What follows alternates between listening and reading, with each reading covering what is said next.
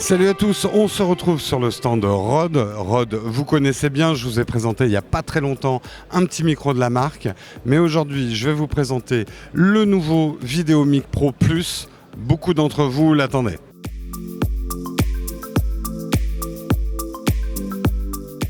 Le VideoMic Pro est vraiment très connu du monde des vidéastes. C'est un micro que beaucoup de youtubeurs utilisent. Le son, c'est un bon rapport qualité-prix. Il est surtout très facile à utiliser. Il avait certains défauts, une certaine fragilité et surtout, un de ses plus gros défauts, c'est effectivement alimentation par une batterie. On était obligé d'acheter une pile carrée pour l'alimenter. Et également, on oubliait constamment de l'allumer et de l'éteindre. Et ça, c'est la première grosse innovation sur le VideoMic Pro Plus. C'est que maintenant, quand vous allez allumer votre appareil, il va s'allumer et quand vous éteignez votre appareil, il va s'éteindre. Oui, c'est une révolution. Mais dans son souci du détail, Rode a également amélioré tout un tas de choses. Le filtre en mousse maintenant est complètement anti-vent arrière, c'est-à-dire qu'il y a un petit caoutchouc et vraiment la cellule va être complètement isolée du vent et des bruits même qui viennent de l'arrière. Le micro est maintenant alimenté soit par une batterie lithium qui est fournie à l'achat, soit si vous n'avez plus de batterie, vous pouvez y mettre des piles classiques. Quand il est avec sa batterie, vous pouvez également faire fonctionner le micro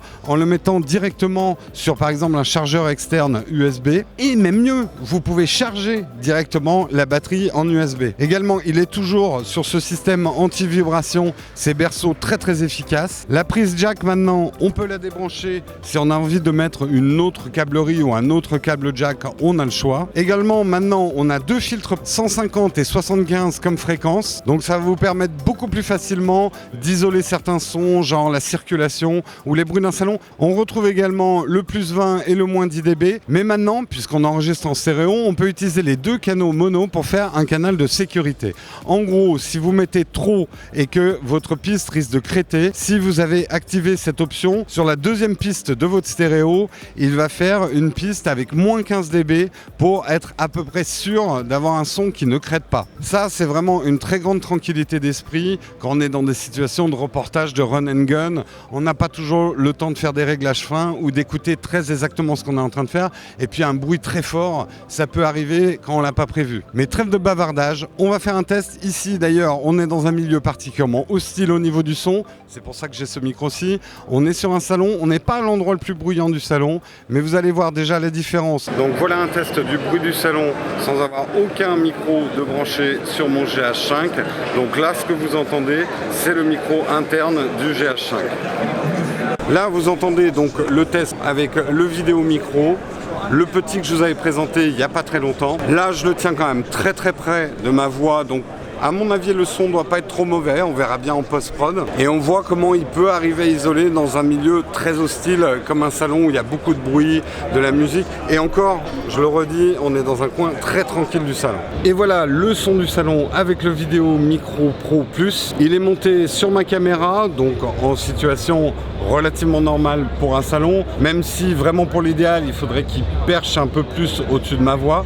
Je n'ai mis aucun réglage, aucun filtre passe-bas. Une chose quand même importante, et c'est vrai que j'ai oublié de vous le dire dans le test précédent, la qualité du son, la qualité de ce que vous entendez dans un appareil photo comme le Lumix GH5, ça dépend énormément de la qualité des préamplis de cet appareil. On sait que par exemple chez Canon, les préamplis ne sont vraiment pas bons, et c'est pour ça que ceux qui ont testé par exemple le VideoMic Pro sur un Canon, ça marche pas du tout. Il faut déjà avoir un bon préamp. Ce VideoMic Pro Plus va coûter dans les 300 €, donc c'est vrai que c'est un vrai investissement, mais rappelez-vous ce que je vous dis toujours sur le son, l'argent que vous investissez dans le son, c'est comme l'argent que vous investirez dans vos objectifs, c'est pas de l'argent qui disparaîtra. Un bon micro restera toujours un bon micro. Voilà, je pense que je ferai un test plus poussé, en tout cas j'ai vraiment envie de m'acheter ce micro, et si je fais un test plus complet, justement, je testerai les différents réglages qu'il peut y avoir. Il est normalement maintenant disponible sur toute l'Europe, donc vous devriez le trouver. Vous pouvez cliquer, je vous mettrai un lien en bas de cette vidéo. On se retrouve très bientôt. A plus, d'autres vidéos à l'IBC. Et n'oubliez pas,